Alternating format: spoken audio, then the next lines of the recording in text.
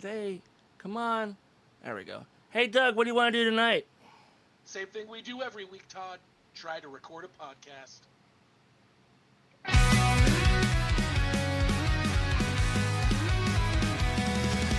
My brain's a rocket, can't sit still. Thoughts collide, they always spill.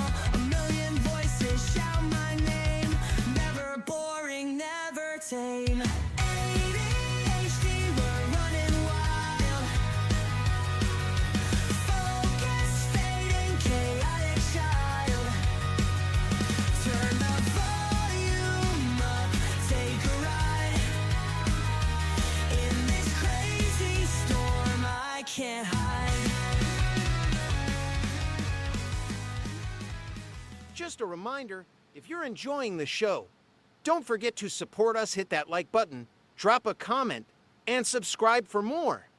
Your star ratings and reviews help others discover our podcast, so take a moment to share your thoughts. We appreciate you, and let's keep the conversation going.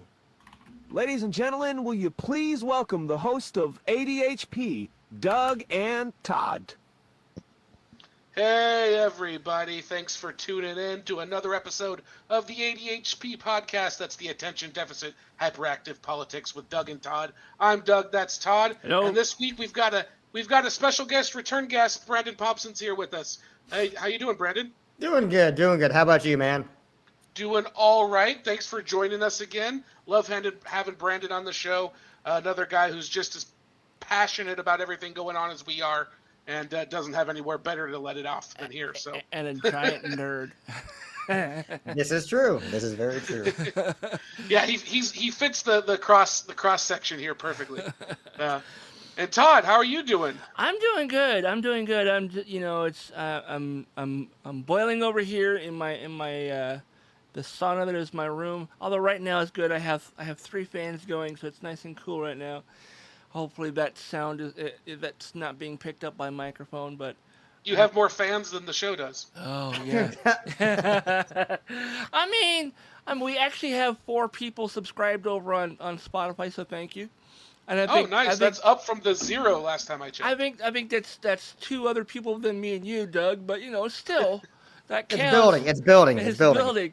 So yeah. So on Door to open up. Saturday, I went to Cybfest Northwest, which is a very tiny Transformers convention, and it's basically a dealer room and a couple of guests, and then they had a couple different panels. And the guests they had were 2 voice actors that have worked in either in video games and or in the more recent movie Transformers 1.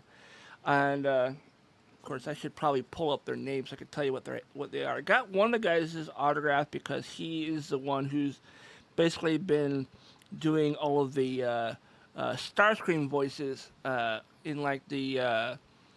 I think he's doing Starscream on the Netflix Transformers series that came out a couple years back, and then he did it in.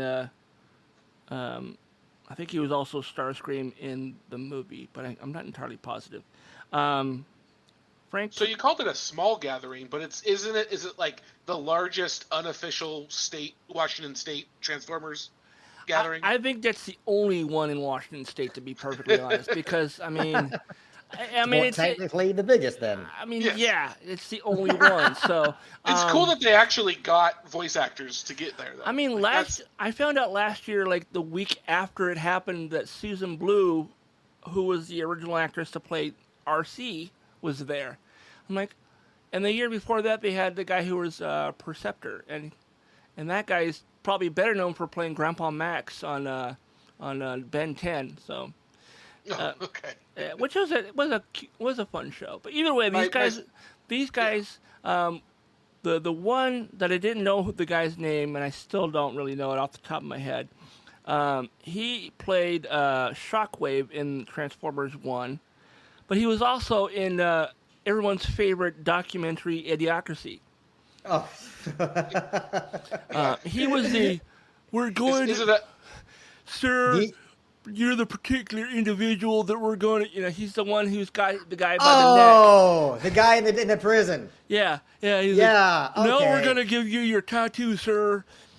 And I was like, oh my God, that was you? Fuck, I love that movie. And I give him a fist bump. I was like, dude, oh my God, that's great. I'm going to go home and watch it tonight. He's like, thanks. Yeah. Idiocracy, a more accurate prophecy than the Bible. I was about to say, you're going to watch it tonight? Like, what are you going to turn on Fox? Yeah.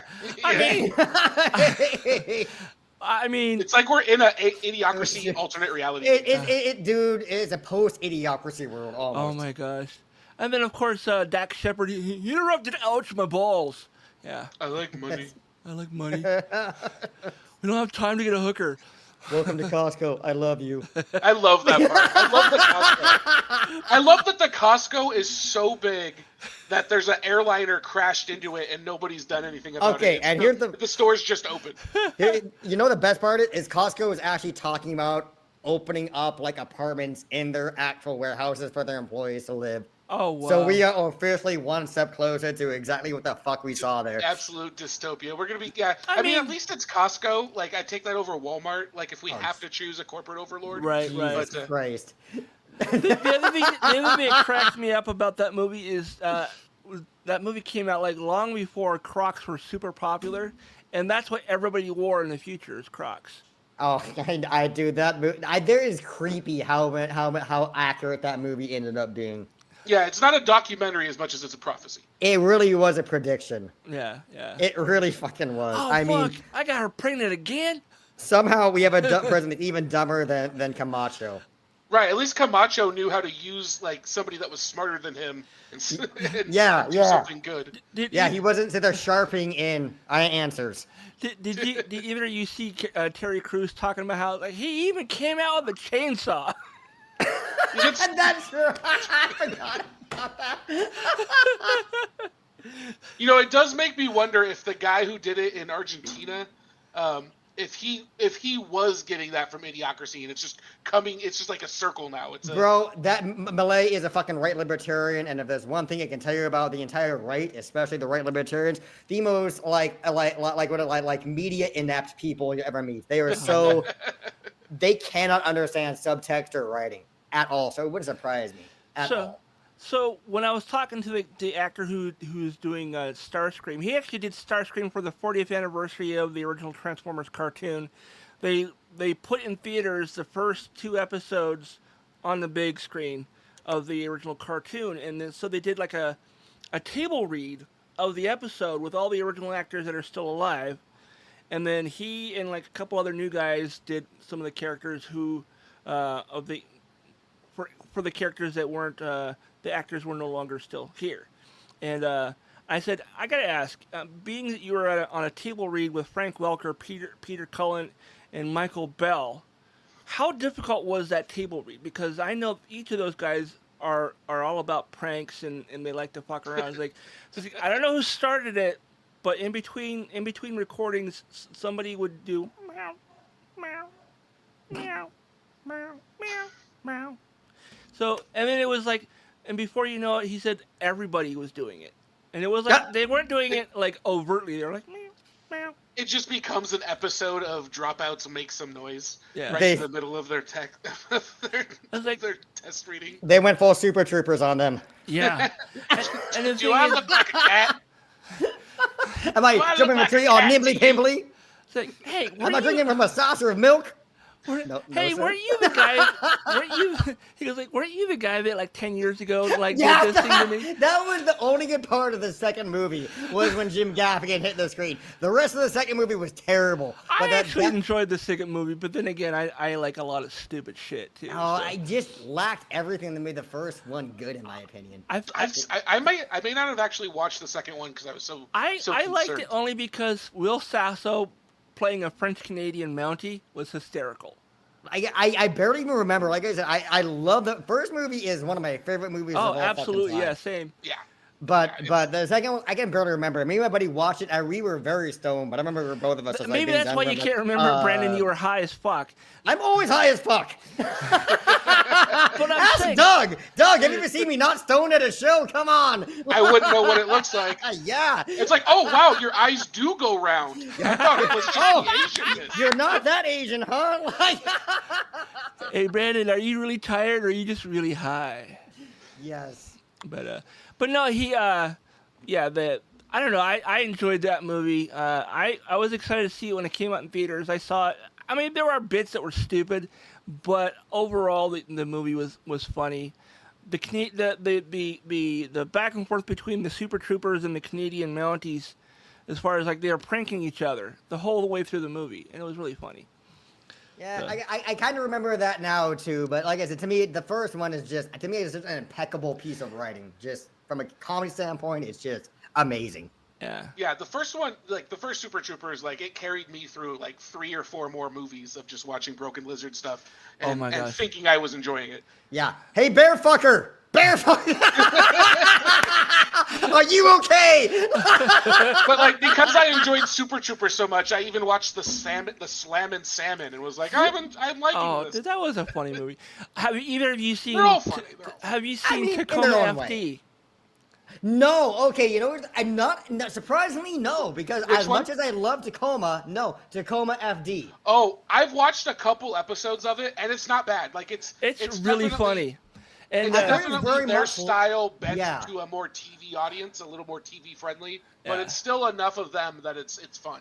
And I think, I honestly think the guy who plays Favre or whatever his name is, like, I think Favre, the reason yeah. is he's probably the writer who does all that. That style of comedy, I think it might be him. I mean, him and the other guy who are like the two main guys in Tacoma FD are like two of the main guys from Super Troopers.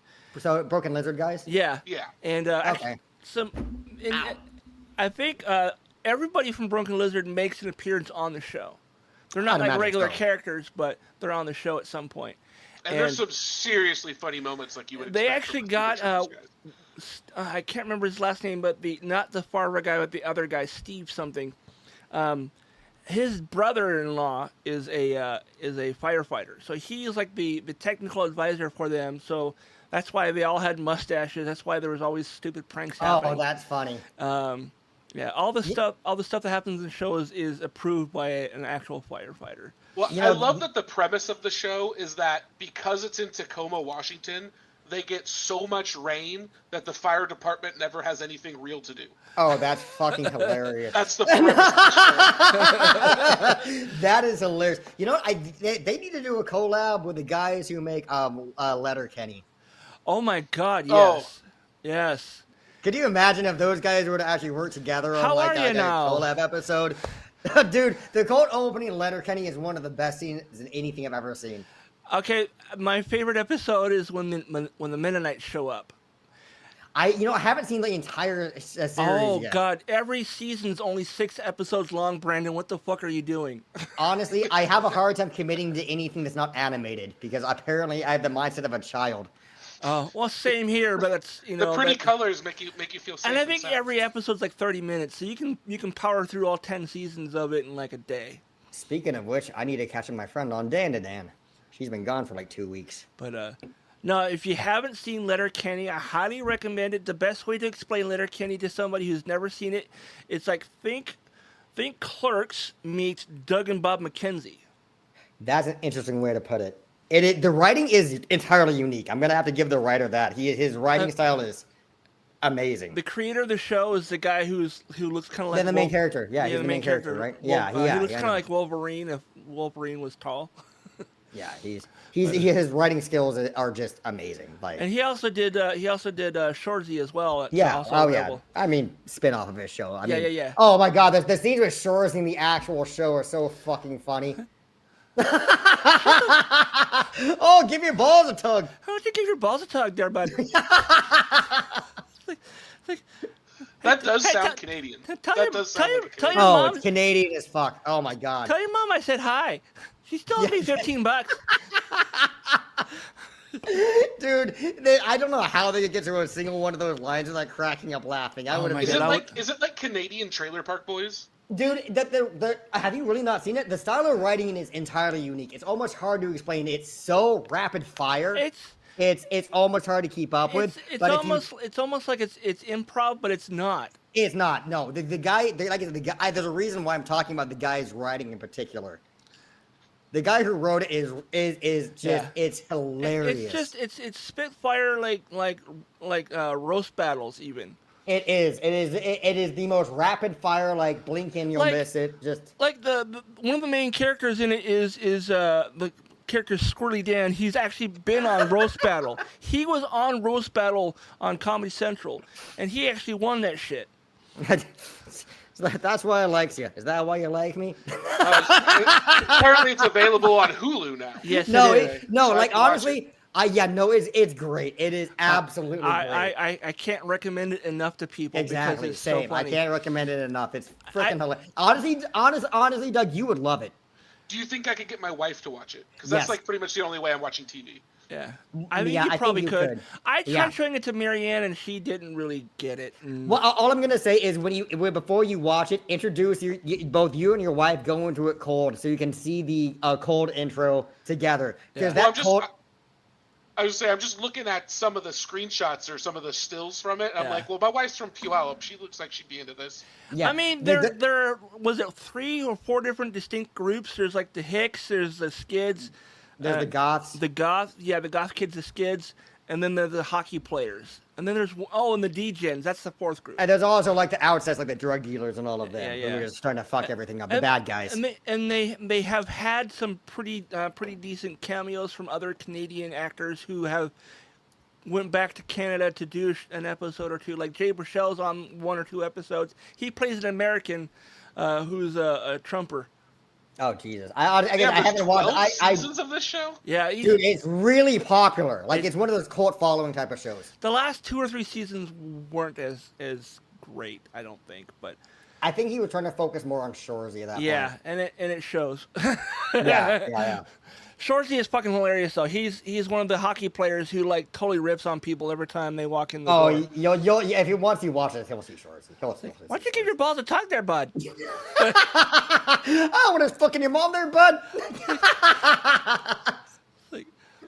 And then on his own show, there's a couple scenes where he's talking to a girl and he becomes the most bashful like awkward person ever, and he goes from being like this guy has a sharp wit and his laser sharp tongue to like this kind of guy who talks to a girl. Honestly, the Shorzy is just the best writing. Like all of man. Shorzy's lines in the original show. Oh my god! Like every single one is a gold. Yeah, so funny. It is. We completely derailed your conversation. You were talking about your. Well, I told you, it's a more loosey-goosey format now. It's all This, good. this- Perfect. this is what happens when Letterkenny fans start talking about Letterkenny. Oh yeah. Everyone just starts tugging on each other's balls. Yeah. I All right. really think that the writing style is similar to Kevin Smith's, but I mean I could be wrong. You know who it reminds me of? And have you ever seen, this is a niche fucking movie. Do you ever see Adam Carolla's movie, The Hammer? Unfortunately. The Hammer, no, Adam Carolla. You did. Here's the thing. Adam Carolla's a dickhead of the highest caliber. I'm going to agree with you on that one. Yeah. But I did love the way The Hammer was cut and executed. I should probably check it out. I haven't. I seen wasn't. It came across like a Lifetime movie to me. Yeah, you're right. There was part. I'm not talking about the shots. I'm talking about how he would go rapid fire on those lines, and have multiple takes of the same punchline. You remember that? Yeah, it was watchable. But basically, those little blurbs where he would go over one after the other punchline, boom, boom, boom, boom, boom. That's what Letterkenny's like. I gotcha. Okay, I see where you're going. Okay. Yeah, there you go. Yeah, I And used to be an Adam Carolla guy. I used to I always, had differences with him, but back in the Loveline days, I was about to say on Loveline, he was such great. a different person. Dude, I think for a lot of Trumpers, though, we point that around and say to a lot of conservatives, that's how it was with a lot of them. Conservatives I knew weren't the same back then. So I think the same goes exactly for Carolla. He is deep MAGA now. There's no joke. No denying that, Yeah, I Yeah, recently rewatched the I think it's a Trump roast, whichever one has Adam Carolla on it. I think it might be Trump on Comedy Central, and it was the uncensored version of it. He actually starts yelling at people in the audience. God damn it! It's a fucking roast. Okay, he don't get me wrong. He is an objectively funny guy. He's just an asshole. He can be funny when he's not like punching down. He's become a parody of his worst of the worst version of himself. Exactly. Doug knows what I'm talking about. He wasn't like this at all back in the day. This is. But then he'd start to take criticism from people who basically treated him like he was this already, and then that became his like you couldn't listen to him anymore unless you were a right-wing idiot, and so that became his entire fan base, and then it became audience captured. You know what the funny thing about him in particular is I was a fan of his for a long time, so I listened to his talk show for a lot of years because I happened to be working in a warehouse where I couldn't listen to it for a lot of years. I watched him become embittered, and as he became more conservative, a bunch of shit happened to him, and he got angrier and more embittered. He became more and more conservative. Basically from the moment he left Loveline Radio to start the morning show. It's like that's when it just started. It was really honestly the really big cascade is when him and Danny Bonaducci got in a huge fight. Yeah. Oh shit! Did Danny Bonaducci kill him? No, Danny Bonaducci was his sidekick. It was actually his co-host on the original Adam Carolla morning show, and there was a giant fallout, and basically both of them showed their asses. They're both dickheads. Although I like Bonaducci for slamming Fair Play. I hate Fair Play. Me and him have beef. But I did enjoy that part from him. But other than that, like they're both assholes and they both show their asses. And when you have two very conservative people who feel like that everything belongs to them, Bonaducci thought the entire success of his show belonged to him because he was there and Carolla was like, no, it was me. And like basically, long story short, that to me is when I saw Carolla start to slide. Danny's like, I was in the Partridge Family, motherfucker. Yeah, exactly. That's why people tune into the Adam Carolla show is to listen to Danny Bonaducci. Well, in Adam's defense, the one thing that is kind of fucked up is they were kind of taking Bonaducci's side at first. Yeah. Oh, so, wow. I mean, but in either way, he became an embittered asshole, and then he became a Republican, and, I'm just saying there's something that might be related there. Yeah. It's grievance. It's just the whole anti-cancel culture, as if anybody's actually being canceled. It's just grievance politics, and it works. There's a base of people who are willing to shell over money and be grifted as long as you give them a grievance to bitch about. Yeah. Well, that's basically that's what the grifting culture amongst the right is you make up a fake problem, and then you act like there's a solution for it. Yeah, you dig through anything. I mean, it's the whole anti-trans movement is literally just finding something to grift on, and it becoming this whole snowball effect of bigotry. Oh yeah, it's so weird to me. I mean, it would never not be so weird to me that out of all the groups they chose to attack, it is trans folks. Such a small group of people. Well, that's why. That's exactly why. Because there's not enough people to they're not a large enough group to successfully defend themselves. They require allies. Yeah. And then it's something that they feel like they could get away with, like not enough people will support them, so they it's an easy target. It's basically the anti-gay marriage movement trying to get a foothold on something else. Yeah. Yeah, I could see that. All right. Well, maybe we should actually get back over into the maybe we should. The doc here. It's politics no matter what we do. Yeah. We're kind of dodging all around the subjects here. No, but so Todd, do we have a phone number up? It is on the crawl at the bottom of the screen. If people want to give us a call. There is live then. 425-243-7571. Yeah, you can't take back any of that stuff you said, Brandon. Oh, damn it. Yeah, So you want to say the number again, Todd? I'm sorry. As soon as it scrolls past again. 425-243-7571. It's right on the so bottom you of can the call screen. us on any topic from politics to pop culture. Yep. If you got an opinion on the movies we were talking about or the TV shows. And I will be talking about Superman 2025 here in a little bit. I'm sure we'll be talking about things about how great the movie is and how people are hating it. Honestly, I don't know how anyone can hate that movie because it was pretty awesome. So I've been hearing some positive things. Yeah, I know. I don't normally want to see movies myself, but I'm not gonna lie. I want to see Superman really bad, if not just for crypto.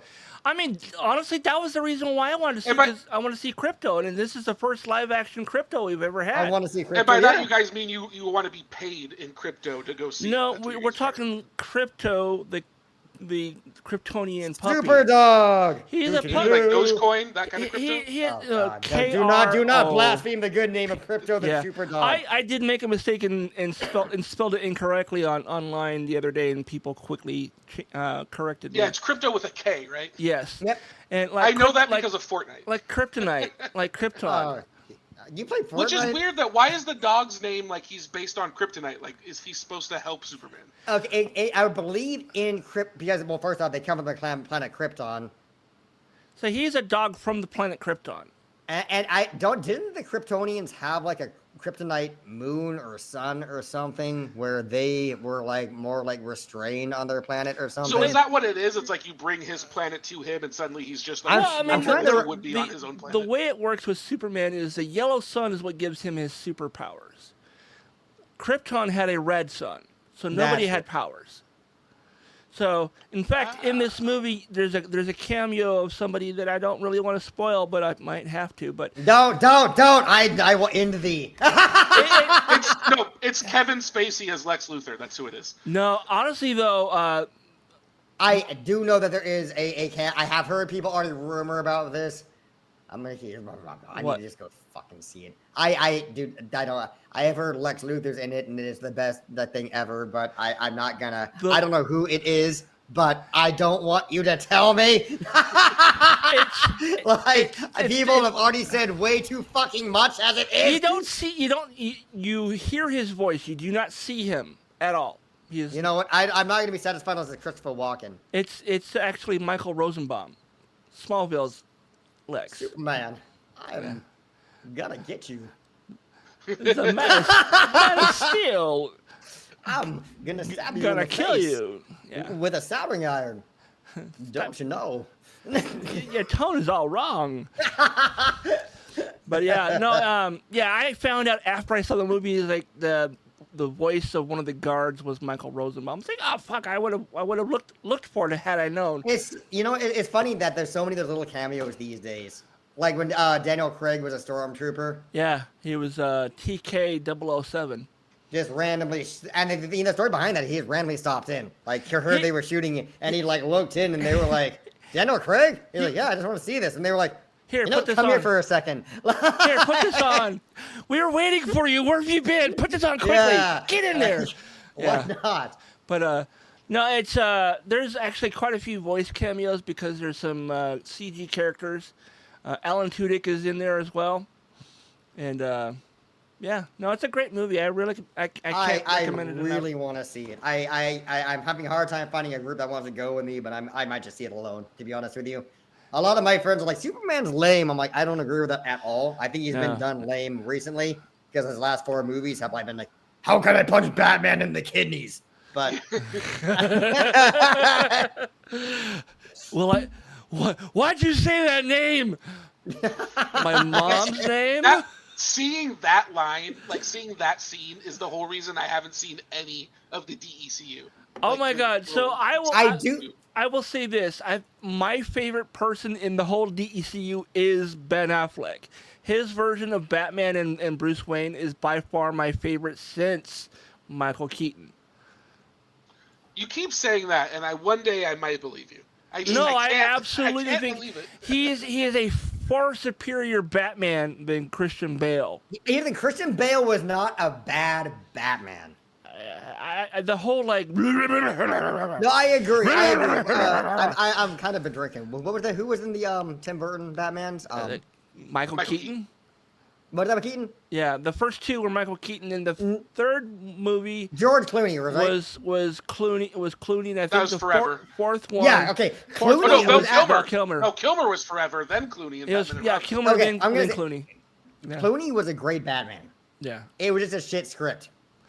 No, It that's a terrible movie. Yeah, it was Joel Schumacher's fault. Those 2 movies sucked ass. Batman. What are you talking about? Batman? You talking about Batman? Fucking the two. Batman Batman and, Forever and Batman and Robin. Yeah. You know, here's the thing. As a kid, I love those movies. I But rewatched that's them something recently. to keep in mind as a kid. I rewatched them recently, and I still like them. I get why people hate them, but I still like them. I still enjoy them.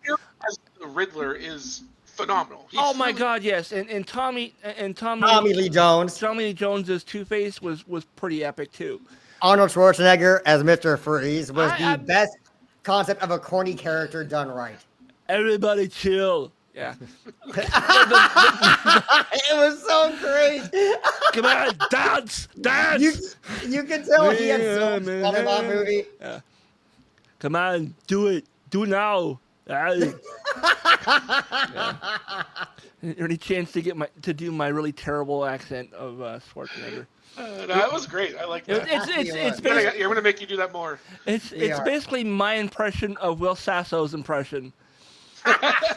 Sort of like how everybody who does Shatner is. Anybody who does a William Shatner impression is actually doing Kevin Pollak doing a William Shatner impression. or Maurice LaMarche. Maurice LaMarche actually does a really spot on impression too. I wouldn't be surprised. Maurice is so great. And Kevin Pollak is the one who says that if you want to do a spot on Walken impression, you have to add extra syllables to every word he says. You do. He does. No. You know. No, Yeah, come yeah. on. I can't tell if that's Walken or Schwarzenegger. It was a little bit of both, honestly. Come on, Come on. Walken-nigger. He's kind of both. Well, I remember thinking, like, how long of a 5-minute conversation could you have with Walken, Stallone, and Schwarzenegger? How long would it take to actually record? Because every one of them has some sort of like thing about their voice and how they speak and how they say words, and then you add in Shatner on top of all of that, and then it just becomes this like long drawn out. So, Apparently, our call's gonna end in 15 minutes here what? What? because free group calls only last an hour. What? We've never had that happen before. Is it So- because No, I'm no. here? But we had you on before for like an hour and a half. or Yeah, I 2 don't know why hours. this is Now becoming it's a like thing now. 2.5 hours. Yeah, I don't know why. Google's updated their policy. See, this is part of the Trump administration where they're cutting down on all the free stuff. Damn. Well, shoot. We are gonna just do this. Oh yeah. So, I mean, we can just end the call and start it back up. yeah, I yeah, guess that's that's true. you know we can always switch over to a different platform too. That is true. Yeah, you hear that, Google? We could switch over. We'll get a new dog. We're gonna take you. We're gonna take you up. Maybe we'll get a We're gonna take you upstate, and we'll leave you on the farm along with the goldfish. Hear that, Google? We'll use something else. You're gonna send you to the Microsoft Teams, farm to baby. run around all day. So when the call ends, and I'm sure it will, I will just I'll start a messenger one. call, or just start a new one with this. Yeah. Is it limited for an hour per day, or how does that work? I don't know. I don't know. No, I think we just start a new one right here. Yeah. Yeah, Yeah. Okay. I'll send. That's it to so the- weird. What a weird decision. Yeah, you guys get it. Y'all get an hour. Hurry it up. We spent too long talking about Letterkenny. Right. We're renting the internet by the hour over here. It's Letterkenny and bad impressions of celebrities. Yeah, maybe that's what it was. Maybe someone's tuned in and they're like, They're "We gotta like, cut this short." motherfuckers making fun of Sylvester Stallone. Don't you know he Arnold. has a speech impediment? They said What's they were wrong going to with talk you? politics. This is bullshit. Yeah, Arnold's out there. Oh. Oh man, how dare they? Dude, so I've told people this story before, but back in like '96, when Stallone was filming Assassins here in Seattle, I had a friend of mine who was a paid extra in the movie, and he asked me to come down and watch. I'm like, oh, that'd be awesome. I'd love to see a movie being made. And when I got there, he introduced me to the security at the filming location. Says, "Hey, this is my friend. He's cool. He's not gonna do anything stupid.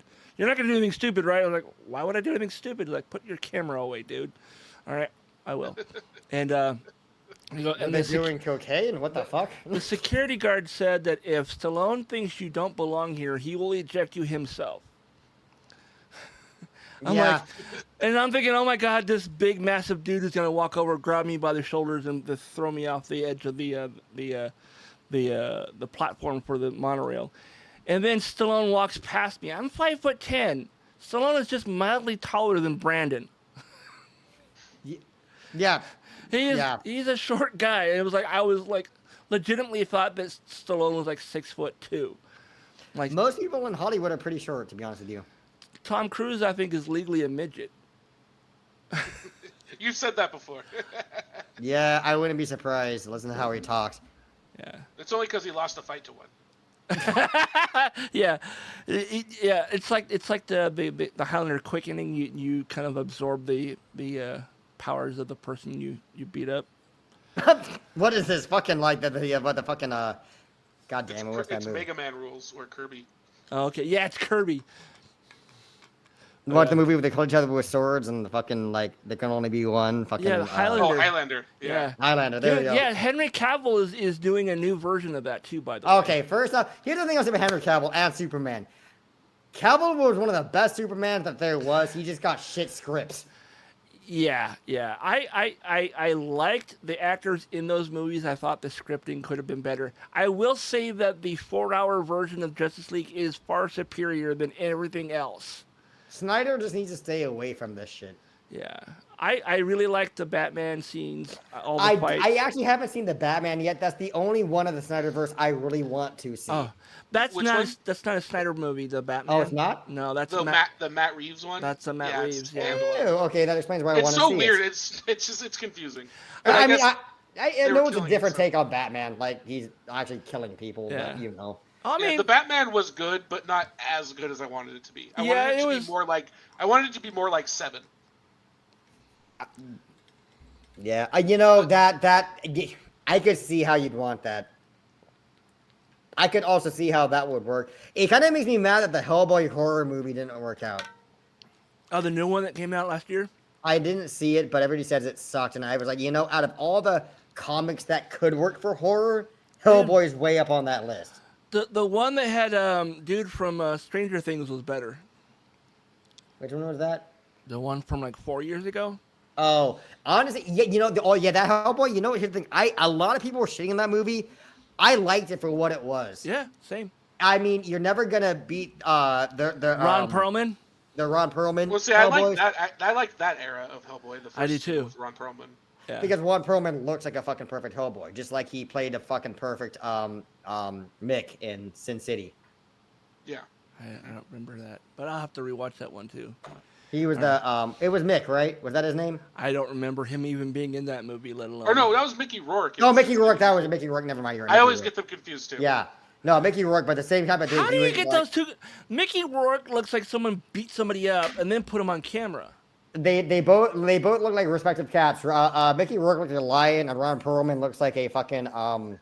Is that what it is? Okay. Yeah, they're both cat-looking people. Am I wrong, Doug? There's something. There's something, I've right? always conflated them in my head. Yeah, Always. same. And not a Always. lot, but yeah, once in a while. You're right. Yeah.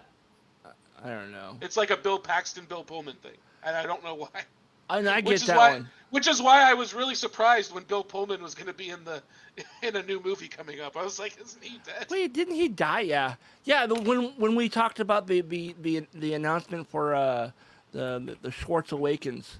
Yeah. Oh God, I cannot, dude. I'm so happy about that. I don't think that Gen Z understands what a big deal it is for them to bring back Rick Moranis. They don't. Yeah, no, they really don't. It's hard to really fully appreciate that because he was just done. It was done exactly. I've been telling all my Gen Z coworkers about this. Like, what's the big deal? I'm like, he hasn't been on screen in 30 fucking years. Yeah, he became a stay-at-home father, man. Because his wife died of cancer, and he's like, Yeah. I don't want my kids to fucking be raised He's without. been on camera 2 times in the last 10 years. The only thing he did was his kids were a big fan of animation, so he did the 2 Brother Bear movies. He did that, but then more recently, in the last 5 years, he was on camera for a Mint Mobile commercial, because Canadians get together and have fun. Ryan Reynolds and all, and then he reprised the voice of Dark Helmet in The Goldbergs. Really? He wasn't on camera. It wasn't him in the mask, but he did the voice. And I found out okay. recently that the whole him playing with his dolls was completely improvised. Oh, dude, that fucking dude. So many of those lines in those movies are kind of improvised. You're You know, I never human. tell you. I once did a sketch with fucking what's his name? The guy who does all the voice of the sound effects. Michael Winslow. Oh, I Winslow, was just yeah. about to say it. Yeah. I did a sketch with Michael Winslow. I didn't actually end up in the final sketch. It got sold actually to a much bigger show, maybe around with Himmy Kimmel. And it was reshot there, but I was in the pre-shot of that like premise. I wasn't chosen. You know he's like unfortunately. from like Eastern Washington, right? Yeah, I know a hell of people who know him. Yeah.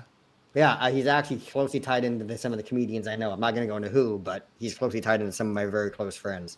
Yeah, he Right does on. stuff around here a lot. I saw him 10 years ago at that club in next to the Lincoln Square Cinema in Bellevue. Yeah, my friend was there. My friend, like I said, I won't go into who it is, but one of my best friends in comedy is very, very closely tied into his shit. Is he a big guy and he lives in Vegas right now? No. Not that guy? No. No. She's got nothing to do with him. Oh, that's not who I was thinking of then. No, Okay. I know you're thinking. Nope. So it's not- This is getting to that level of people that probably don't want me talking about it. So I mean, Brandon, don't worry. I'm not going to ask you to out your yeah, friend. it's like, this is the Oh, and level. nobody's listening. Yeah, Nobody's listening. I know. So, I mean, not today anyhow. I'm gonna respect my friend's privacy and stuff. Well, What's like, that? speaking of nobody's listening, Todd, do we actually have any viewers? Any on the live stream? Not currently, no. I mean, there's one over on Twitch, but that's probably the bot. But And any missed calls? I haven't Last had. time we did this, Todd kept missing the calls. The thing is, I had Google Voice set up so it wasn't to ring my phone, and I didn't know that I did that until I was digging around the settings the day after the show. Oh, that's right. We're supposed to actually hear it. We should hear it now, right? Yeah, it should ring. Well- You can hear my awesome ringer. I do have a friend I kind of told to call in, but she has nothing to talk about, and I'm like, yeah. Well, why don't we go ahead and take a short break to renew the group chat? It's- And, All right, yeah, I'll hit. and then we'll get all back in together. The stream should stay live while we do this, Todd. Ooh, Steaks. Is it I basically got steak? someone brought me food. That's a win. Oh man, it must be a Monday. Todd got fed. Yeah, I only get fed once a week, man. I'm wasting away. All right, so I will put the screen on like the startup screen, and we'll be right back, folks. Just a reminder, if you're enjoying the show, don't forget to support us, hit that like button, drop a comment, and subscribe for more. Your star ratings and reviews help others discover our podcast, so take a moment to share your thoughts. We appreciate you, and let's keep the conversation going. There's one. Hey, Brandon. Hello. Welcome back. Yep. There we go. And everyone's back. All right. How did we get Really that? lost my ability to do backgrounds in that process. No.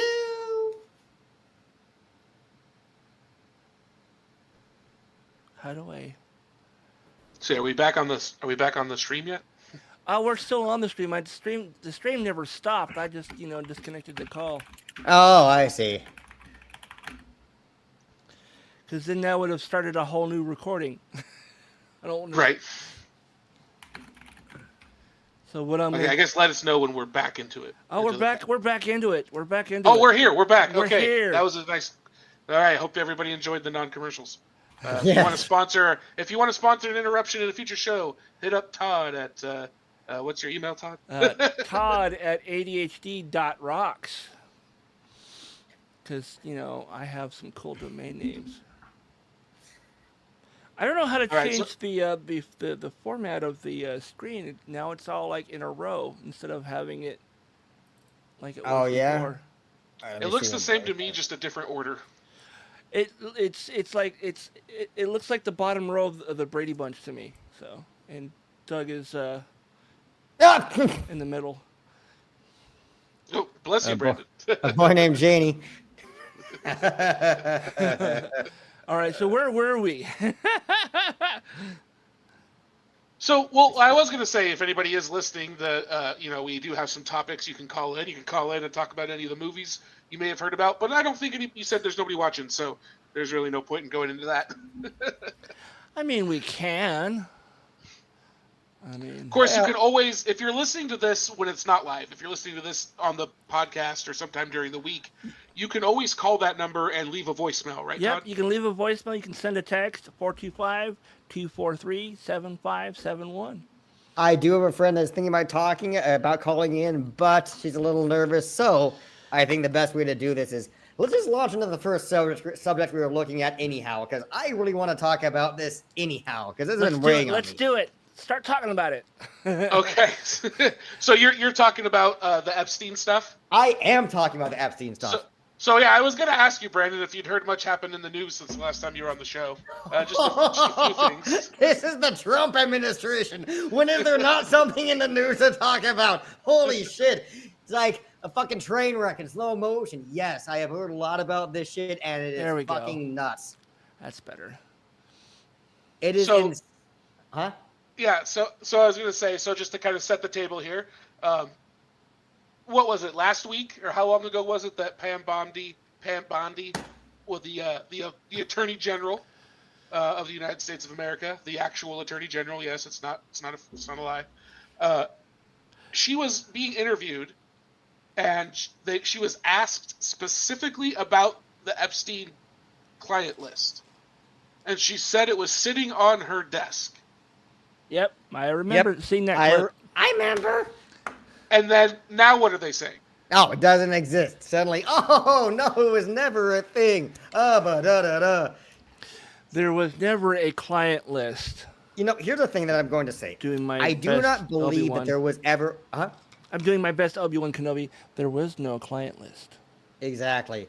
Here's the thing. I do not actually believe there was any such, like, comprehensive client list to speak of, because it would be very stupid for somebody committing blackmail to keep any kind of tabulated, like... Are you keeping notes on a criminal conspiracy? Exactly. Nobody's actually going to do that. That being said, I do believe there was enough evidence gathered in all of the Epstein cases where you could fairly well put together a list of people that would be, should be, you know, subject to investigation based upon various testimonies and stuff.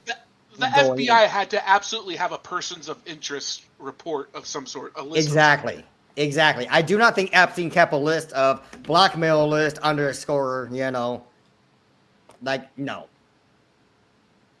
Now, do you think that, do you think they should release a list of persons of interest? Oh, hell yes. Yeah. If they don't have criminal... If they don't have evidence of criminal activity for everybody on the list. Ooh, okay, that's a good question. Do you think no? I don't think you can release it just if there is no evidence for them committing a crime. I do believe because here's that a list would of be persons of interest. Some of them we think may have done crimes. Some of them maybe they have information on the crime. I believe this would come down to a basic concept of habeas corpus. Like, yeah, it's almost like if they're not. The problem is we need these people prosecuted. Because you need that's when we get to know about it. But prosecuted properly, exactly. Like, you can't just, like I said, I am sure there are people on that list or that, like, people of interest that are entirely innocent. So, for those of us who don't know what habeas corpus is, because to me it just sounds like something that requires an ointment. So habeas corpus is Latin for "I have the body." It's basically It's basically a Latin phrase something that for requires an ointment. Yeah. Okay. Yeah, for your certainly, especially at this age, and in this. You have to have a reason to be prosecuted and detained. Yeah, you basically you have your right to your own life. You have the body. And they don't ever. Yeah, you can't be accused of something without being specified. They have to tell you why you're under arrest and being prosecuted. I mean, the thing they haven't been doing to all the people they've been sending off to fucking alligator Auschwitz. Well, why do you think that fucking who was it? Fucking Bobert couldn't fucking define it the other day. Yeah. Right. Yeah, they don't want to know. They're just working ignorantly and hoping there's enough ignorant people to allow them to do whatever they want to hand wave about. Well, it looks like we have 2 people watching over on YouTube right now. I think one of them was one of my friends. Han, we're talking about you. Hi, Han. What's up, I'm Han? sure she is feeling awkward right now. And you're helping, Brandon. You're really helping I set know. the stage for a. Hi. So for the people listening, if they want to call in, feel free to call in on any political or pop culture topic you want, whether we've been talking about it or not. Right now, we're talking Epstein. If you want something that's not related to Epstein or any of his shit, we do have a prompt. If you're interested in a prompt, the prompt for this week is, if Trump is Emperor Palpatine, who is his Darth Vader? Oh yeah, you brought this up earlier. So that's just some food for thought if that's a direction anybody wants to go in. So, So Lauren Boebert is their Jar Jar Binks, right? Oh yes. god damn! No, That's would that be her MTG? the two of them together, I think, are they take turns. It's like it's like the Mariner Moose. It's not always they are the two little Asian-looking aliens in the episode 1 at the beginning of the movie. Misa too is space lasers. Oh my god! No, actually, I think one of them's Jar Jar. I think Bobert's Jar Jar, and MTG is the guy at the I'm gonna junk make that a shop drop, Brandon. The guy that owns young Anakin. Who's that guy? Oh, the Jake Lloyd. The guy who owns him. The Greedo. Yeah. No, not Greedo. Oh god, yeah, I can't remember his name off the top of my head. Greedo is the green guy that got shot by Han Oh, that's Solo. right. You're fucking right. God damn it. I am not a good Star Wars nerd. Shame, Brandon. Shame. I mean, I am an old school Star Wars nerd, so I can't even remember the character names from the prequels. I've seen them so few times. Why did I think Greedo? I think it's because of Tatooine. Watto. Guado, that's right. Okay. So at least it was the right letter. Yeah, Watto. I had to think Oh, about Watto, not Grotto. God damn it. Never mind. I wouldn't talk about it. I've been drinking. Leave me alone. I had friends over today. You have friends? Not really. I just made that up. I'm kidding. I know you his have friend friends. Jose and Cuervo. Yeah, it was my cat. And Jack and Daniels. Okay. So the list disappears. Mm-hmm. Now we don't have a list. Are they gonna prosecute it? Because that's really what matters. Is once they start prosecuting the people they think are actually guilty of anything. Of course then they're we not get to going to know. prosecute it. Of course But they're that's not. the problem. No, And then- of course they're not. And then did you hear about this? The video having a minute missing. Oh yeah, I saw the video. And so does it look like? I have not seen the video. You can see the minute missing because you know it's a fucking security camera, so there's the time on it. You can literally see the minute go away. So do you believe the claim that happens every night at that exact same time? I don't believe that at all. I haven't seen this clip, so I don't know. I don't So believe that does at it all. look like something could have like? What does it look like? Well, first off, one of the things that took me the most is the fact that the picture that they're showing from supposedly the camera that they showed from the video does not look like the screen that like the picture they took of his cell when he supposedly killed himself. First off, I don't think he killed himself. I think the ones who killed him were the Crown and Trump. You say the Crown? You mean like Prince Andrew and that kind Yes. of stuff because of that? 100%. I think it was the Crown and Trump. I think Trump allowed it because he had dirt on him too. But I think the most one that wanted done was the Crown. Period. Point blank. They had Honestly, the most vested interest in making sure he went away for good. I actually have. I know people who've spent time in jail in prison, and they said to me once that the first people that usually end up having accidents in jail aren't usually killed by like guards or anything like that. They're usually other inmates. And Oh, he was alone. He was in a solitary. So, and it's usually when they go to the bathroom or something, and there's somebody in the bathroom already. But they also said that these usually only happen to people who are found out to be pedophiles. I've heard that too, but like I am 90% sure that I got some 90%. I would not be beyond the realm of reality for somebody as powerful as the royal family of the UK to be able to efficiently send somebody to a closed, locked door who can kill somebody within a minute. And that's not to say that they maybe didn't leave later. Well, All we see was a minute gone. They might have still been in that cell when we see the video kick back on. I mean, it makes more sense that they would have, paid a guard to do it or something like that, wouldn't it? 'Cause, Right. It might have been a thing, but I feel like that our guards are so regulated where they are. We got a call coming in, guys. Oh, we have a call. Interesting. Let's do this. Hello? Hey, what's your name? And where are you calling from? Hello? Hello. Oh, Hello? my friend tried to call in. She there says we- nobody picked up. Hold on. I have to turn the volume up. Try again. Hello? Yeah, hello? Hello, there There she we is. are. Sorry. Sorry about I've been that. out of the loop for the last couple of weeks, Dave. We're just sorry. It's all I don't know good. how professional you guys want me on here, but I have been out of the loop of American politics for the last couple of days. I've been in Canada. So Oh, that There's sounds like a that. dream. How was that? it was great, actually. So everyone, say guys- hello, Han. This is my friend Han. Hi, Han. Hello, Han. Thanks for calling. Hi. Hello. No problem. Brandon said that, yeah, I'm just friend who doesn't really have much to talk about. I will try to catch up on all the politics I missed because it seems like every day there's a new, episode of a horrific reality show. And you missed one, Yes. you missed the rest of the season. So I am trying to catch you up. can't nope So out of this. forgive me if I do not. So please forgive me if I do not, know anything. I've literally just been out. I've been without Wi-Fi and cell signal 75% of the time I've been in Canada. She's Oh, been wow. up amongst the rednecks of Canada, Oh, shit. cavorting amongst Yeah, I the was moving mooses. to Alberta. Oh, No, actually, wait, so I didn't see any moose so now my boyfriend and I, my long-term boyfriend and I, we were in northern Alberta where it's butts up middle of nowhere and it's all canola fields. But it's beautiful canola fields, I won't say that. You can see it from the plane when you arrive in Alberta. So what we did was that we arrived in Edmonton, just one of the major cities in Alberta. There's only two major cities in Alberta, and then the rest is cornfield and not cornfield.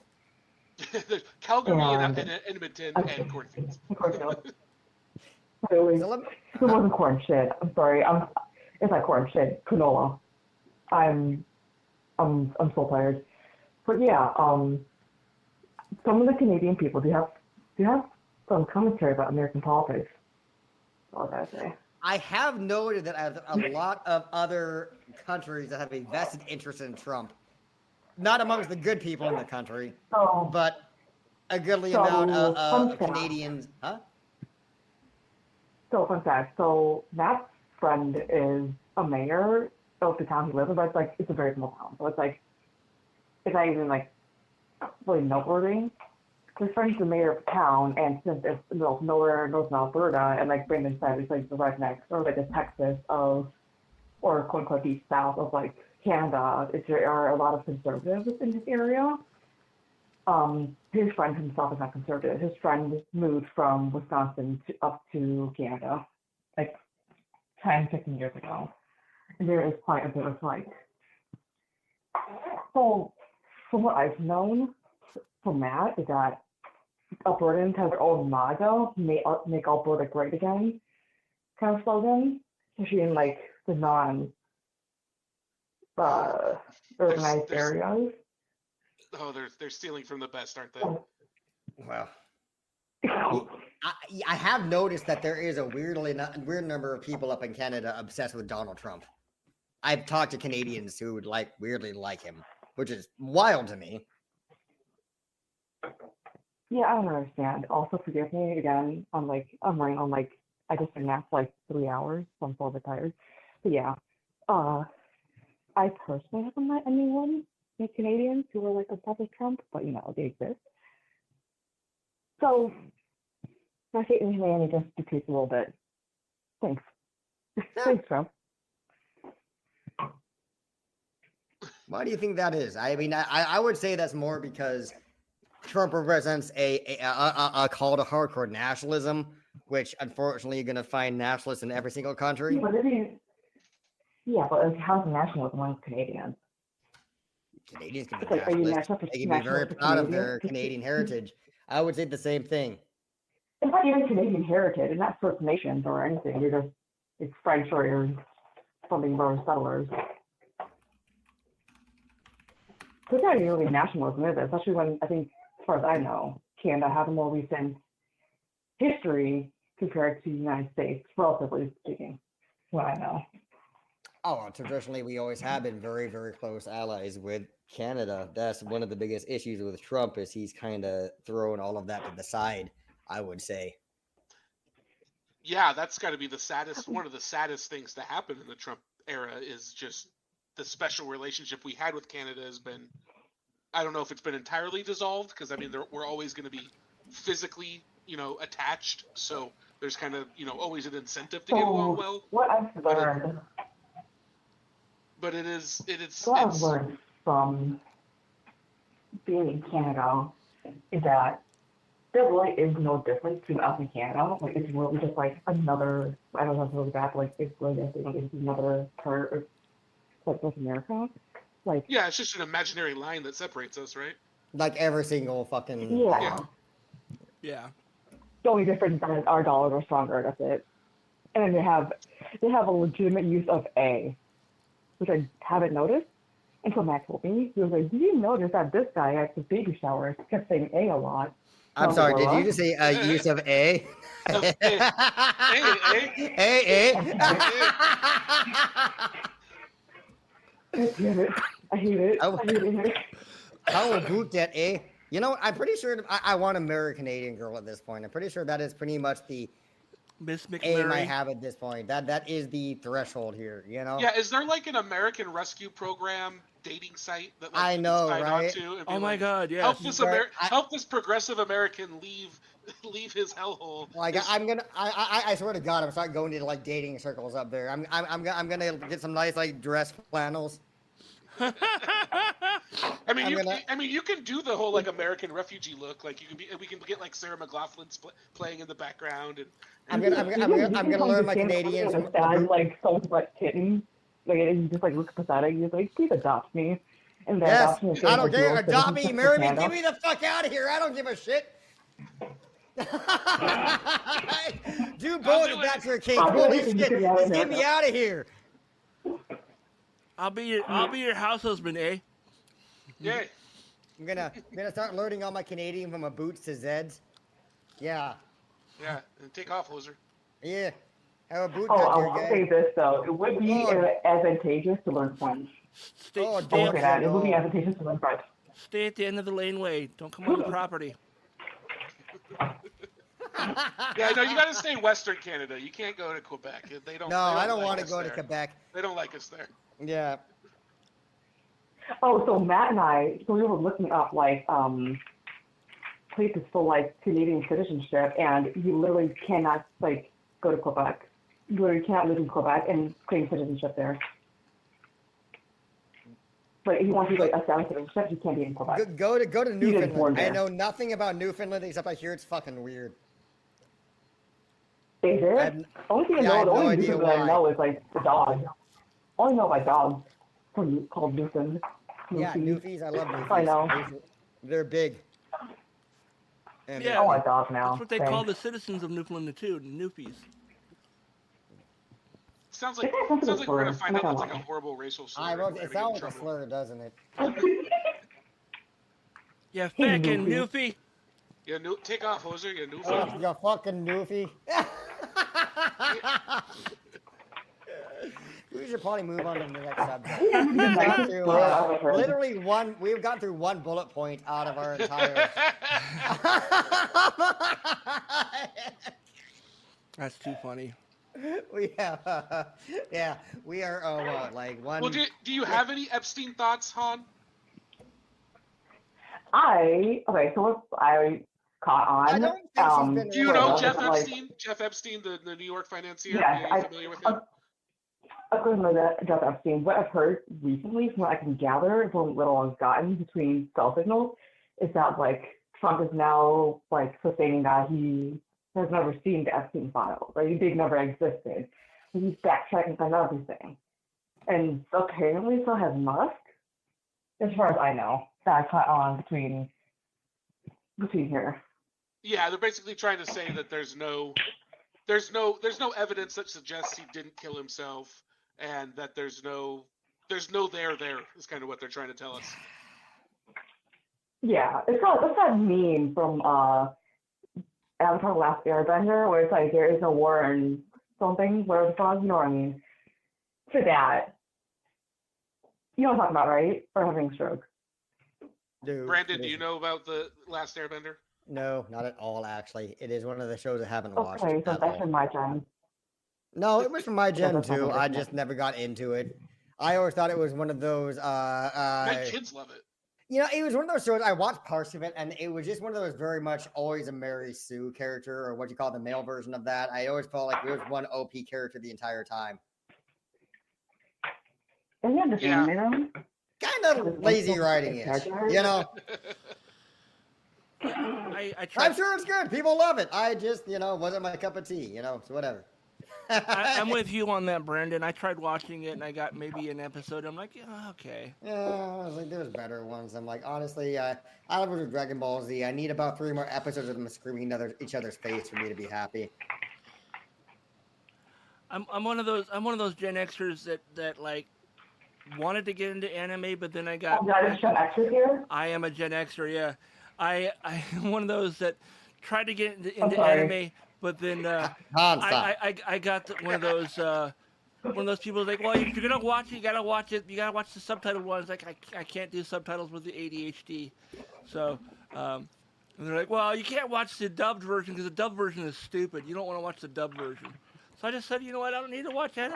Honestly, here's the thing. I will say now, modern days dubbed versions aren't bad. Back in the day, they were just notoriously awful. They are not bad now. They are really good. I love the Inuyasha dubs that would come through on Adult Swim at like 1 a.m. in the morning. I'd like wake up in the middle of the night, half confused. And Holy shit! And just out of nowhere, I'd hear, "Demon, are you the source of the evil power?" The fucking loudest goddamn intro on the place of the goddamn fucking planet, dude. Holy shit. They did that shit on purpose. Oh, you know they did. Get your attention back. Oh my god, Wake from a up, deep motherfucker. sleep. Yo, god. That's such a millennial joke. There's entire generations of people who have no idea what we're talking about. Well, except they're not listening, so they really have no idea what we're talking about. That's true. That is true. So how about we hit a news story here? You guys want to? Yeah, I think maybe it's time to get to the next second bullet point after almost an hour and a half. Yeah. These stories are here just to fill time when we don't have anything else to talk about. Like Letterkenny. Yeah. How are you now? Or Canadian rednecks. So this story here is actually really interesting to me and actually somewhat encouraging. So Putin has discovered the scale of his latest miscalculation. This is coming. I'm getting this on MSN, coming from Reuters. So President Donald Trump has finally lost his patience with Vladimir Putin, having promised a major announcement on Russia. Trump has now confirmed that the U.S. will dramatically increase weapon supplies to Europe for use in Ukraine. And he also threatened 100% secondary tariffs on Russia. So Trump would only provide Russia with an off-ramp if Putin agreed to a ceasefire within 50 days. Here's the question. Do you really think he means this? Or do Wait, you think American he's products going to in be Russian? a taco. Well, so there is something that maybe he's going to chicken out to Russia. But I think he's got all of Europe kind of coming to the table and saying, hey, as long as you play ball on Ukraine, we'll give you some wins in trade negotiations. Here's a weird thought I had the other day when I read the story. I would love this to be true, but I have to see it to believe it. Do you think Trump's actually beginning to take this a little bit seriously? Take which thing? The presidency and what's going on right now. Well, I mean, he's definitely taking it seriously in the sense that, I mean, he's basically a figurehead, right? The only things he really cares about are, does it look like he's getting what he wants? Like, does it look like he's being effective? So insofar as Ukraine's willing to make a deal and Europe is willing to make deals, and Russia's not willing to bend the rules. Because this is literally the biggest backtrack we've seen of him so far. You realize that, right?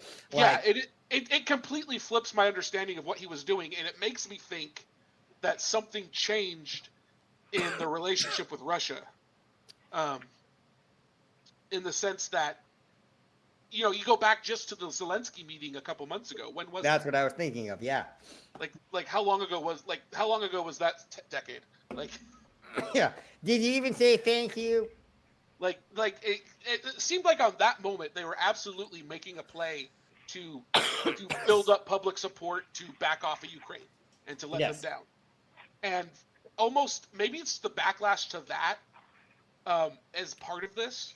But Trump's from- used to backlash. True, but maybe it was even from his base a little bit. I don't know. Maybe I don't know. But something happened around after that point where it's just kind of been a slow progression back in the favor of Ukraine. And But don't get maybe- me wrong, I'm happy about that. I am thrilled about that. But you're like, what does this mean? What is like? Why is he suddenly doing the right thing? Like, what's going on here? Like, Because supporting Ukraine what's his is other the- hand doing? Yeah, exactly. Supporting Ukraine is without a doubt the moral choice. It makes me wonder if he just feels so confident that he's out of legal trouble, that he no longer needs Russia as a backup escape option. I would never think he doesn't want that because there are things in Russia he still wants right now. Yeah. And honestly, I don't trust Trump ever enough to not have a second play to try to get back in whoever he's going against good graces if he needs to. So have you heard about the grand bargain conspiracy theory? Well, what's that So one? that was. So it has to do with basically the Middle East and Russia. I want to do a whole episode on it because I haven't dived deep enough into it. But there's this idea that Kushner and his payoffs and the work he's been doing in Saudi Arabia, but it's basically a grand bargain to solve the Middle East crisis by kind of creating an oil-based fascism where all the rich people kind of just almost do their Ayn Randian type of utopia over there. And there's lots of weird stuff where even like Iran's involved. Like it's some sort of deal that would get Iran and Israel both involved. Like that's kind of the upshot of everything. And the way it's going to work is all the rich power players get everything they've wanted and the rest of us get fucked. Well, that I could believe that as a believe. Yeah. Right. there. So I need to dig more into it, but I do wonder if there's something here that's involved in the grand, either involved in the grand bargain or it's the European Union trying to make their counteroffer, as it were. Well, I wouldn't doubt that at all. Anytime you talk about, giving money to the rich and all of that stuff, especially when it comes to stuff like Saudi Arabia and all of that stuff, yeah, absolutely. There's something that happened there. I think you'd be dumb not to think that. I believe we all saw that handover in slow motion, and it's crazy not more has been done about it. Yep. It's insane to me that there's. Can you imagine if Obama sent like one of his kids to go meet with a Saudi Arabian official secretly off the Yeah, record? I know.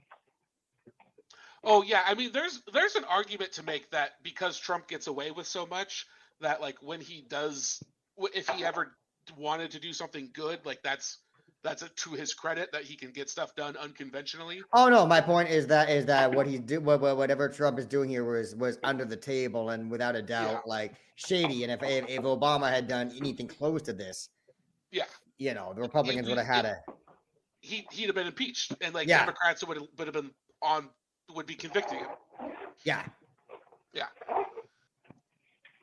But we will have to definitely keep tabs on this story, though. See what's going to happen with Ukraine here, because right now it looks like Putin, by not coming to the table and making a deal that Trump wanted, because I think Trump wanted more than anything to say, hey, I ended the Ukraine war just like I said I would. I did it within 6 months.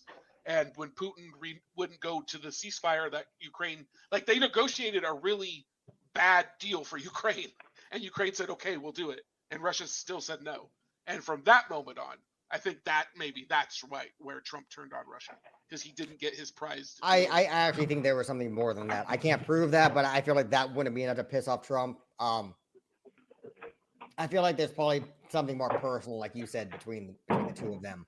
Yeah, I do wonder about that in the background for sure. Yeah, Between for two sure. ferns. Speaking of taco, and this will be our last regular news story because I know we got to wrap up here.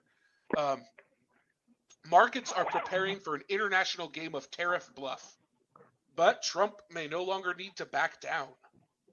So with Trump's August 1st tariff deadline looming, analysts including Deutsche Bank's Jim Reed and Goldman Sachs' Sven Sten suggest the sharp escalation is more likely a negotiation tactic than a firm policy shift. Well, we have to say that now, right? Yeah. Because everything Trump has ever done turned out just to be a negotiation tactic. He's never had a firm policy. This is true. So in a little over 2 weeks, the full effects of President Trump's tariff regime are finally due to come into effect.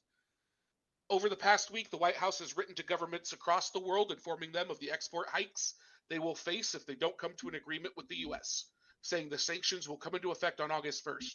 Remember, Trump was promising 90 deals in 90 days, and I don't think he's gotten one in that time. Yeah. Makes sense So for him. Of course, international markets have stared down similar deadlines in the past, only for them to be pushed back at the 11th hour. As a result, Wall Street has learned to take the Oval Office's threats with a pinch of salt, to the point that JP Morgan Chase CEO Jamie Dimon has branded it complacent. And of course, we had the entire episode on Taco. Trump always chickens out. In the early hours of Saturday, Mr. Trump's stationery cupboard was opened again and a letter was sent to the EU and Mexico informing them that they would face 30% tariffs on August 1st. To be fair, a month ago, Trump threatened the EU with a 50% tariff, so you might argue this is an improvement. Honestly, in his idiot way of thinking, like that is how Trump argues. If you've actually read The Art of the Deal, that's basically the core concept of it. And don't be wrong, in a sales sense, he's kind of right, but this is taken to an extreme where it's never going to work. Like, yeah, you always start an offer that they're not going to want to take so that we can drop it to an offer that seems more reasonable. That's basic sales 101. Yep. But 50% tariffs, no one's going to buy that. No one's going to believe that's even sustainable. That's a laughable concept.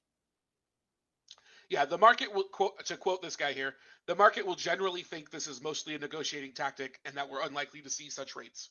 Yeah, okay, there you go. Yeah.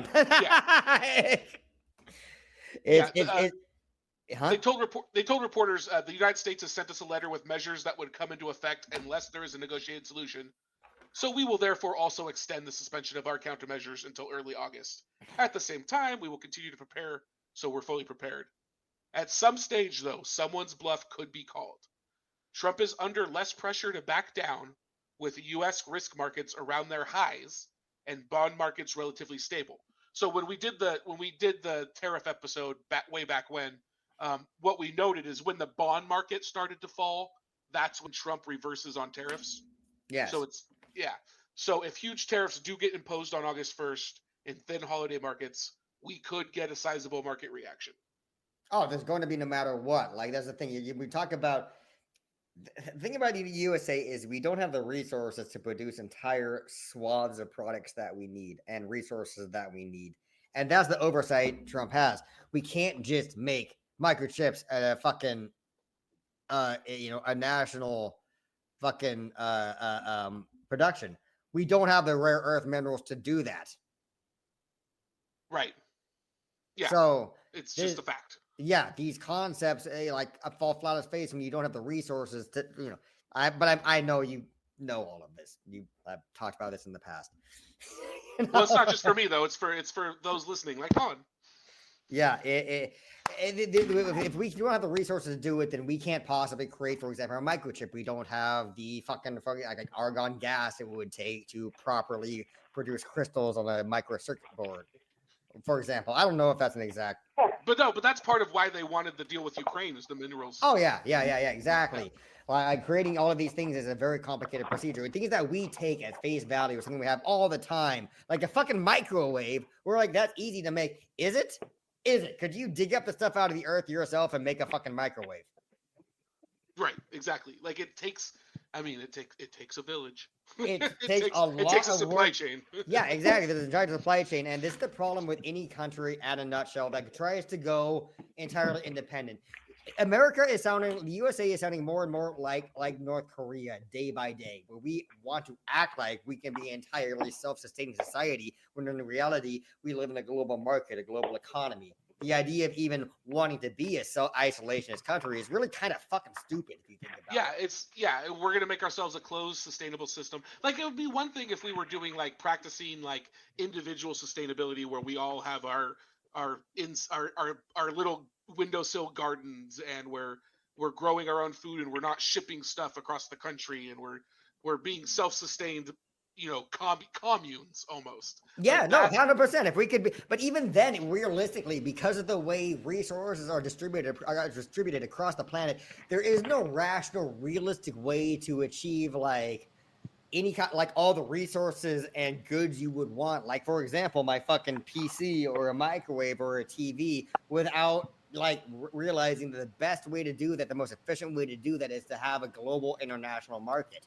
where you trade goods and resources and all of that stuff. So to me, it's so weird that anybody would look at countries that do that, like North Korea, where they live in abject poverty, and think that's a good fucking idea. Yeah, But exactly. You can't just put yourself in this box and say what does the Constitution allow? What does the free market allow? You got to look at what kind of country do you want to end up in. Well, if you end of the day, look at what Republicans are talking about. They don't want global trade. You talk about a lot of these dipshits about what they think, and they're talking about stuff like globalism and all that stuff. And all that means is the idea of working with other countries. For some reason, they hate this. And if they hate that, then that means that they want the opposite. What they want is to be an isolationist country. And They don't want the one world government, is what they don't. No, that's America first all the way. that's exactly what they want to say. When you think about MAGA, that's what they're basically saying. They Yeah. don't want to be part of the global community. And that's a scary thought, that there's people who So, actively I'm want curious, that. like, so I'm I curious. forgot you were here, So, oh my god. Damn, okay. But anyway, I was. He's my best friend, I can say that to Like her. American. Yeah, it's been like what, almost 6 years now. It's been like Right, 5, I 6 think years, now. yeah. Anyway, yeah. Speaking about American rugged individualism, I wonder like where. Okay, so obviously, like I grew up in like a Vietnamese immigrant family, so rugged individualism isn't really a thing in our culture. And just like a little bit off topic, but like I'm assuming you guys know more about like American values and beliefs more than I do. What is this like American, just a hyper aggressive need for like rugged individualism and being like down, Yes. like staunch? Oh, Like, that's a thoughtful, like- complicated fucking question. But it's really a Western and Eastern divide that's comes up all the time. But we have our rugged individualism in America, and instead of a more social identity. As opposed to like realizing that here's the thing. Here's a great example. In a lot of Eastern countries, like it's all about taking care of your family, and no matter what. And like for example, like in Eastern countries, it's very common for families to open up a business and to let their kids like take over that business. I come from a family that had business and stuff. I have none of them. Like that wasn't the thing. If I wanted that position, I was gonna have to apply for it, work for it. And don't remember, it's bad. It's good and bad. Nepotism is bad. By the same token, it's like family. You're able to take care of. Yeah, you're able to.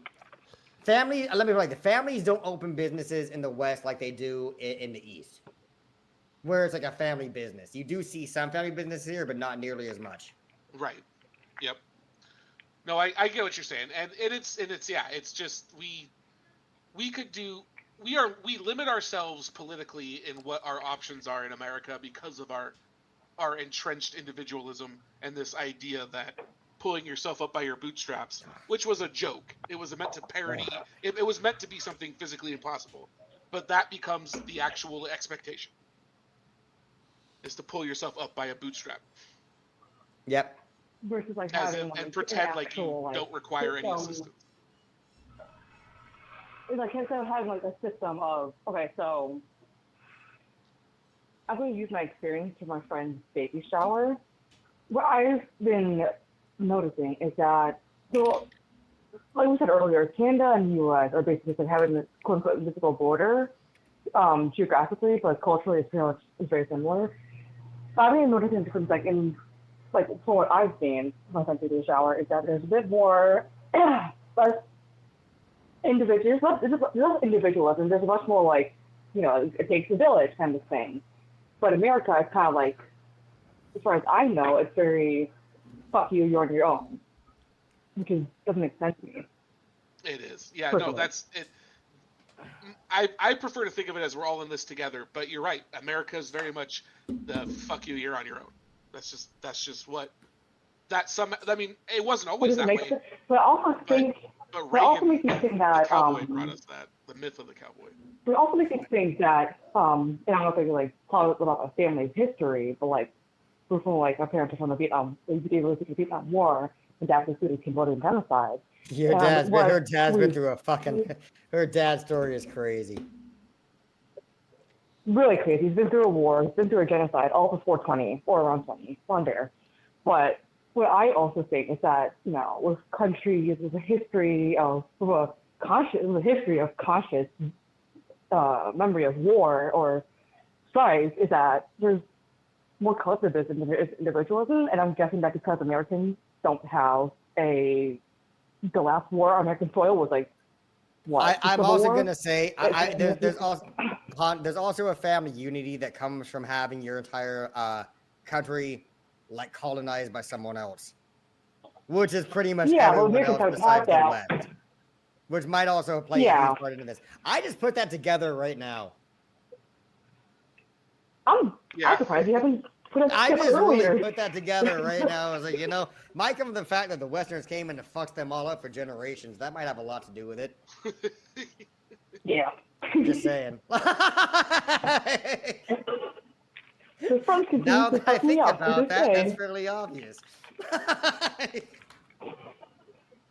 So we are running out of time here, and I do want to make sure that we do get to I know we did a lot of movie talk already, so we don't have to do a ton of that.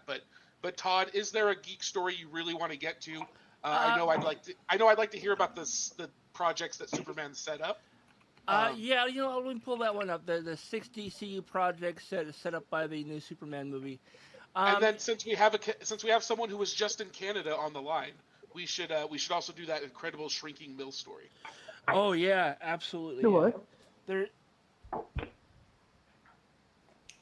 Go ahead, Todd. There is. Yeah, go ahead. All right. Well, the story here is first thing it says here is warning. There are some Superman 2025 spoilers ahead. No, maybe I shouldn't do this one then because we don't want to spoil it for anybody, do we? no spoiling it. It just came out this weekend. I'm It's way too early not for interested in spoilers. this movie until you I need 4 am. hours to watch. Han, I don't give a fuck. I am interested. So Okay, nerd. the big nerd. spoiler is that No! What the fuck is wrong with you? Man, I will go upside your head. you gotta find me first.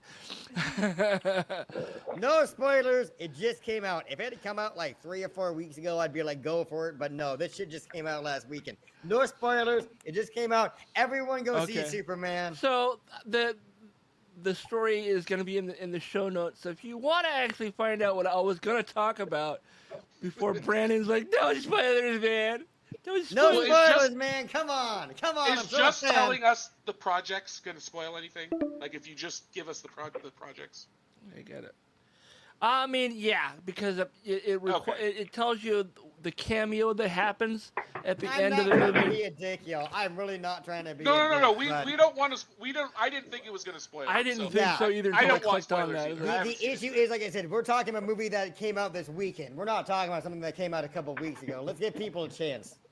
I mean, it's not like people don't already know that. I know. I That's- don't care. that, Let's like, not do it. I'm certain not characters are going to get their own movies. I've already heard too much. This is one of those movies that is like an anime. People cannot wait to spoil it for you. This is the one sneak. big spoiler I did hear is that it turns out Superman is Clark Kent. Oh no, man! Why'd you tell me that? I didn't want to know that. What? man. No. Oh. And I heard Lois. I heard Lois was a really good comedian in New York back in the 30s and 40s. You know who should have been Lois Lane when she was younger? Sarah Silverman. She could still Oh, pull that it could off. have been good. She That could still could've been pull it good. off. I think yeah. she would have been a perfect Lois Lane. I always picture Lois as a dark-haired person. All right, so let's go ahead and jump on over to the incredible shrinking mill that happens in Canada. This So- comes from the weird shit category. Yeah. Basically, there's a video that shows these people driving down the road, and you see this mill, and as you get closer to it, the building gets smaller. Fucking weird as shit. See if I can actually pull this up on the screen. So this is in Ontario, Canada. Yeah. Oh, Maybe we're just cold outside. It's cool. Shrinkage! We've got shrinkage! Maybe it's like a reverse TARDIS. If I had to guess, I would say it has something to do with like the bending of the atmosphere around the horizon. I think it's the curvature of the Earth kind of Yeah, thing. exactly. Like kind of like it's bending the light as it's coming over the horizon as you get closer. So who knows? This is what Mirages are fucking crazy. this is me from like This is what it says here this on the me, article. Huh? It says it has the striking optical illusion makes a well-known industrial building in Ontario look like a lot larger than it actually is.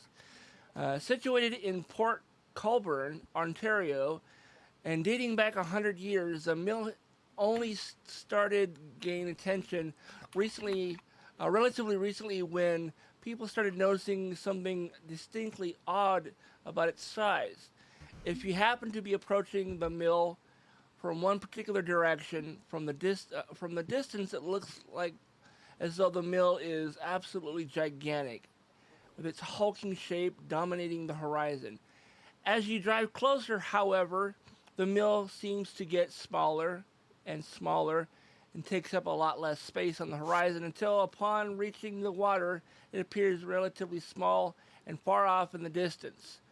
I'm watching the video right now. Yeah. Actually. Yeah, so if you go to the link in our podcast description or You'll see the video. Yeah, there'll be a video playing, and I think I can explain what's happening. It's the relation to the trees, isn't it? Yeah. Yes. So it's the same reason why the moon looks huge when it's low in the sky, and versus when it's up high, and it's because you have trees and other ground effects to compare it to. So in comparison to the trees, the moon looks huge. Or in the case of this video, in comparison, because if you're not watching it right now, there are trees framing the road that they're driving down. So Right. as you're looking at it from a distance, it's like you're looking at it through like a telescope of trees. And then the farther you go, the less the trees are in your field of view until finally the trees are gone and it looks tiny. Yep. In practical terms, it never got any bigger or smaller Of even course. to your eye. But like the moon, I used to think that the moon, when it was low in the sky, was like being magnified by the atmosphere or something. The But it's actually firmament. just as big. The firmament, Jesus Christ, no Right? man. But like your thumb will cover the exact same amount of it, whether it's low in the sky or high in the sky. It's Exactly, it's literally- just an optical illusion. Yeah, it's just an optical illusion. You know what? We didn't get the hour message this time. Oh, I did. Our did call's you? going to end in 11 minutes. Oh, Yeah, I got that message too. I thought we dodged the fucking. Thought we beat it. Thought we Well- beat the system somehow. The man is never going to. The man only tightens the news. I think Brandon. He Google doesn't loosen it updated up. their terms of service or whatever because we didn't have this problem before. We used to be able to go for 2 hours. I'm trying to figure out what the purpose of that was. They want you to spend money on their services. Yeah, they must have a premium one they didn't have before or something. Yeah. You know, yeah, because like logging off and logging back on after 30 seconds is such a pain in the ass. That's worth it. What the fuck? Like, Well, I tell you what, this is enough for me to go investigate StreamYard and just see what it costs. yeah, yeah, this is fucking weird. But yeah, But yeah, any other thoughts from anybody? Han, are you still there? oh yeah, I'm still here. I've been here the entire time. All right. Well, thanks for joining us. Anything you wanted to? Any problem. final thoughts? Not really. Had a moment. Okay, no worries. No worries. Didn't mean to put you on the spot there. But thank you so much for joining us. That was Fine. awesome to have a caller again this week. We've had 2 live call-in shows, and we've gotten a caller each time. So Hell that's yeah. awesome. So that's All great. right, all right, Han, I'll Sounds talk to you in a good. minute, okay? All right, sounds good. All right, you take it easy. And Brandon, thanks for having you on again. Once again, knocked it out of the park. You bring so much energy and information. It's really awesome having you on. Any final thoughts? Anything you came on here really wanting to talk about that you didn't get a chance to say yet?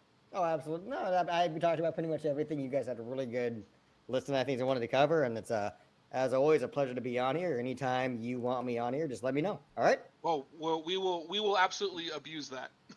Anytime. You know what? Honestly, this is a great way to use my evenings. Better than most times. So Right on. And Todd, sir. Yes. Any final thoughts or words? We got some stuff we can use again next week. It looks like. Final thoughts. My favorite final thought is, oh shit, I think that's, and then click. What's that noise? Hey. Yeah. No, beyond that, no, I got nothing. Well, thanks to everybody for listening. Han, make sure you tell all your friends that you were on the show so that they listen and they like and they subscribe and maybe they call in the future too. So tell all your friends about us. Leave a like, leave a subscription, leave a review. I mean, if you have that option, if you're on a podcast, leave us an Apple review, a Spotify review, do all that good stuff. And thanks for listening. We'll see you next week. Sounds like a plan. Bye, everybody. ADHD, we're running wild. Focus, fading, chaotic child. Turn the volume up, take a ride. In this crazy storm, I can't hide.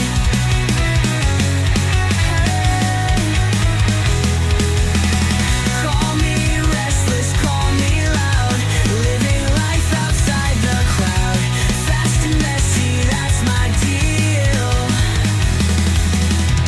This spinning madness feels so real. ADHD, we're running wild. Focus, fading, chaotic child. Turn the volume up, take a ride. In this crazy storm, I can't hide.